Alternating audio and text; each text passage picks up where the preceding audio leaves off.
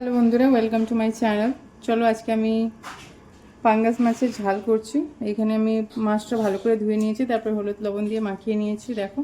আর এদিকে আমি তেল গরম হয়ে গেছে, তারপরে আস্তে করে ছেড়ে দিচ্ছি।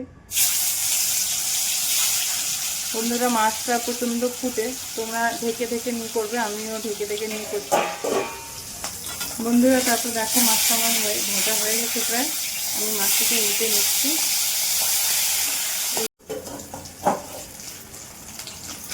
বন্ধুরা দেখো আমার মাছটা ভাজা হয়ে গেছে, দুপাশটাই ভালো করে রুটিতে ভালো করে মাছটা ভাজা হয়ে গেছে। সেটা আমি তুলে নিচ্ছি এখন।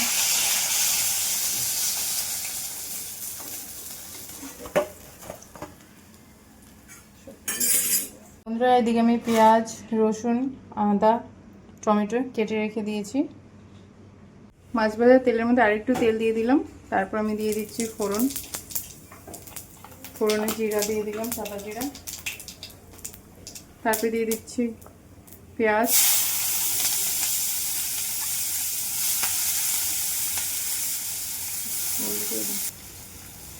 তারপরে দিয়ে দিচ্ছি আমি আদা কুচিয়ে রেখেছিলাম, রসুন কুচিয়ে রেখেছিলাম।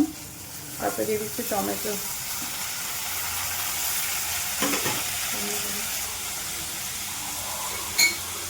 তারপর আমি লবণ দিয়ে দিচ্ছি, একটু স্বাদ মতন লবণ একবারে দিয়েই দিলাম, সফট হয়ে যাবে।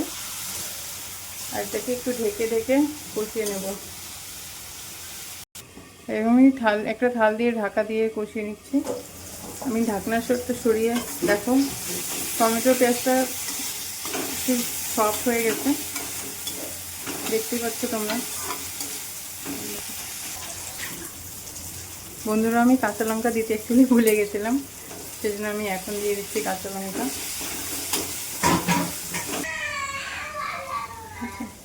বন্ধুরা তারপরে আমি দিয়ে দিচ্ছি হলুদ, লবণ তো আমি আগে দিয়ে রেখেছি।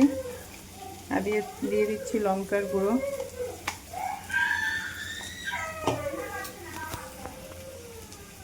তারপরে দিয়ে দিচ্ছি একটু হালকা জল দিয়ে আমরা কষিয়ে নেবো এটাকে। আর একটু ঢেকে নিয়ে আবার কষিয়ে নেব। বন্ধুরা দেখো আমি ঢাকনাটা সরিয়ে নিয়ে আর একটু কষিয়ে নিচ্ছি। দেখো প্রায় কষানো হয়ে গেছে, তেল ছেড়ে দিয়েছে সাইড দিয়ে, তোমরা দেখতেই পাচ্ছ।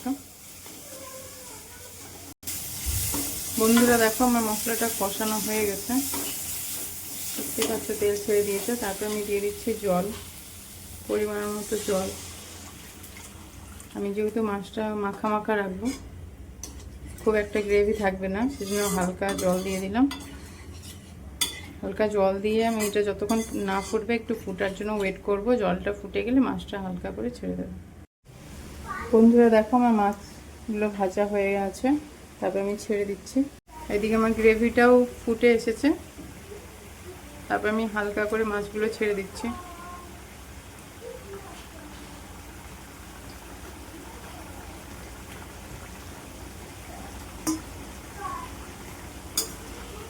নেড়ে ছেড়ে আমি ঢাকা দিয়ে দেবো কিছুক্ষণের জন্য। বন্ধুরা দেখো আমি ঢাকনাটা সরিয়ে দেখো আমার মাছটা হয়ে গেছে, তেল ছেড়ে দিয়েছে মাছটা। বন্ধুরা লাস্টে আমি ধনে পাতাটা দিয়ে নামিয়ে নেব, একটু নাড়াচাড়া করেই নামিয়ে নেব।